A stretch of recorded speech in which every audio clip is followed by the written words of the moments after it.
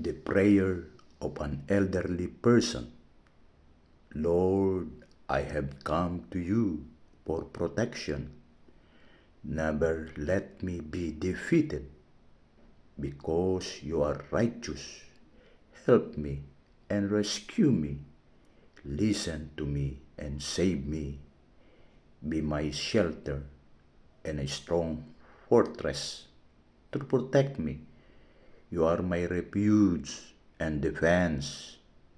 My God, rescue me from weak people, from the power of cruel and evil people. Sovereign Lord, I put my hope in you. I have trusted in you since I was young. I have relied on you all my life. You have protected me since the day I was born. I will always praise you. My life has been an example to many because you have been my strong defender. All day long I praise you and proclaim your glory. Do not reject me now that I am old. Do not abandon me now that I am feeble. My enemies want to kill me. They talk and plot against me. They say, God has abandoned him. Let's go after him and catch him. There is no one to rescue him. Don't stay so far away, O God. My God, hurry to my aid.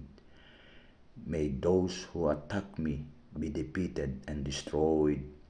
May those who try to hurt me be shamed and disgraced.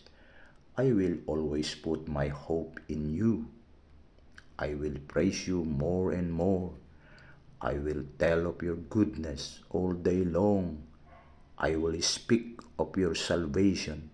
True, it is more than I can understand.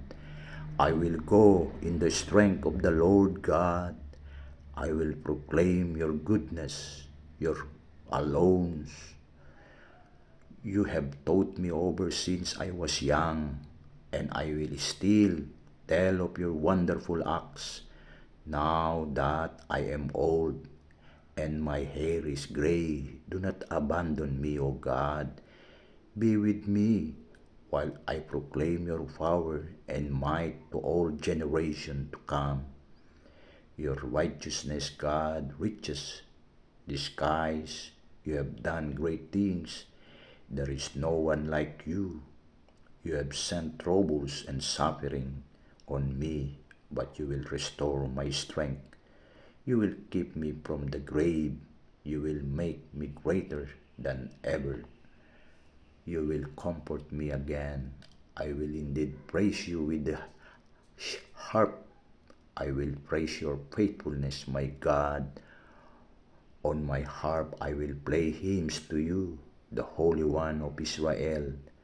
I will shout for joy as I play for you with my whole being. I will sing because you have saved me.